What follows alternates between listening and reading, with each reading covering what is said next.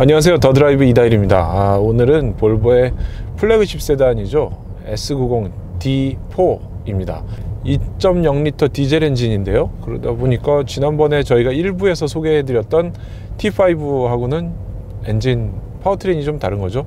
디젤 엔진 특징인 이런 토크감, 이런 것들은 확실히 나오고 있고요.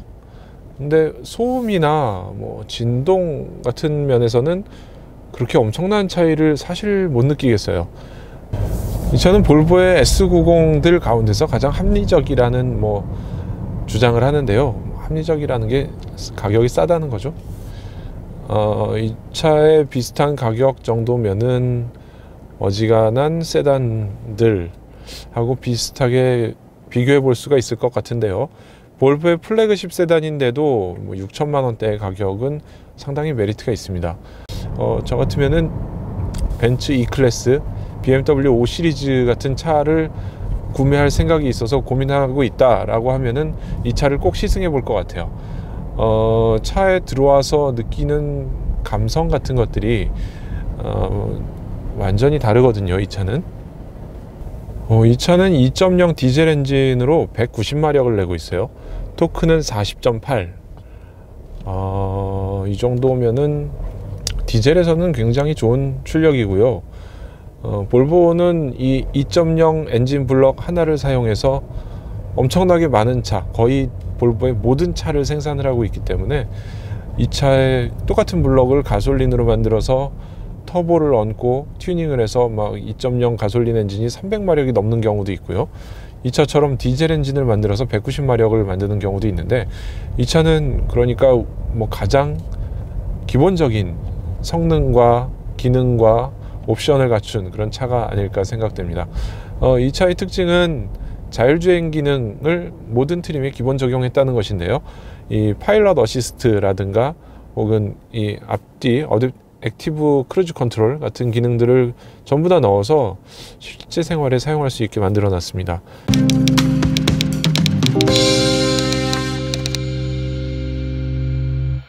이 외부 디자인을 살펴보면 볼보의 가장 인상적인 것들이 많이 나오고 있는데요. 헤드라이트는 토르의 망치라고 하죠. 이 망치 모양으로 생겼다고 해서 헤드라이트를 그렇게 부르고 있고요. 이 라디에이터 그릴은 기존에 비해서 굉장히 인상이 강렬해졌어요. 그래서 이 볼보의 엠블럼까지, 굉장히 큰 엠블럼을 붙이고 인상이 강렬해지면서 이 볼보 자동차가 완전히 변화했다라는 존재감을 다시 나타내고 있습니다. 옆에서 살펴보면은 전륜구동 방식, 앞바퀴 굴림 방식인데요. 굉장히 비율이 이상적일 것 같아요. 이렇게 운전석과 뒷좌석까지 A필러, B필러, C필러가 아주 반듯하게 나눠져 있어서 이 차를 글쎄요, 지금까지 자동차를 그리라 하면은 이런 모양을 그리지 않을까요? 아마 이렇게 반듯반듯한 모양이고요. 특징이 사실은 없다고도 볼 수 있습니다. 자, 이 뒷부분을 살펴보면은 조금 아쉬운 점이랄까요? 약간은 조금 디자인이 앞부분보다는 강렬한 인상이 좀 덜하지 않나 라는 생각이 드는데요. 이 C자형의 테일램프는 이제 볼보의 다른 차종 SUV에서는 길게 이렇게 내려 깎는 모습이었는데, 여기서는 세단이기 때문에 더 이상 길게 갈 수가 없어서 이렇게 짧은 C자 형태를 갖추고 있습니다. 몇 해 전에는 볼보의 엠블럼들이 좀 바뀌었었는데요. 이걸 변화라고 주장했던 시절이 있었어요. 이 볼보 VOL 이 간격을 넓게 만들어서 좀 디자인을 바꿨다라는 주장을 했던 것이 불과 몇 년 전인데요. 이제 볼보의 디자인은 다 이런 엠블럼으로 바뀌었고요. 여기엔 디젤을 뜻하는 D4하고 인스크립션 트림이라는 표시가 있습니다.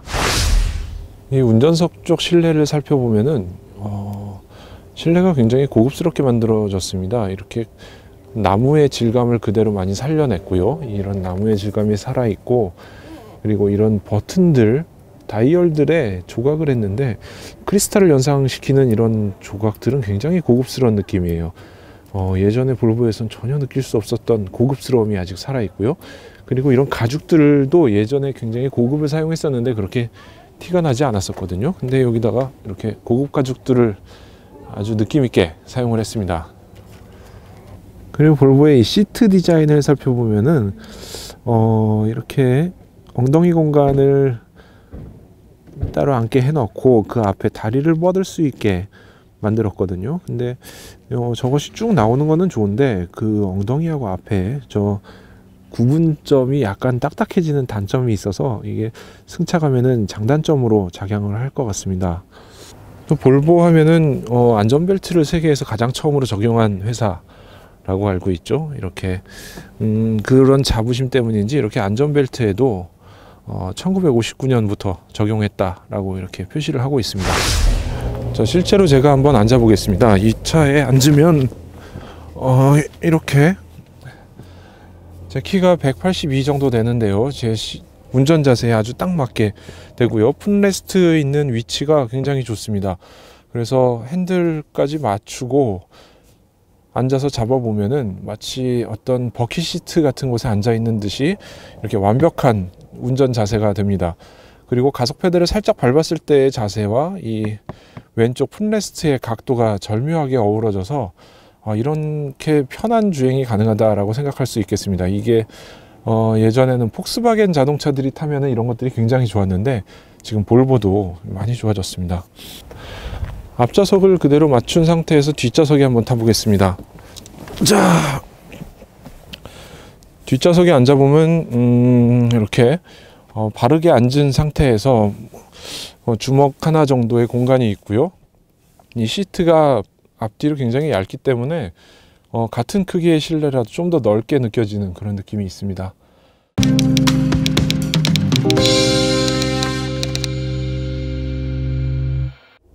S90의 실내는 이렇게 커다란 스크린들하고 LCD를 이용해서 굉장히 미래지향적으로 꾸몄다고 할까요? 뭐 예를 들면 저런 전방의 계기판 같은 것들을 전부 다 LCD를 사용하기 때문에 변화가 상당히 자유롭습니다.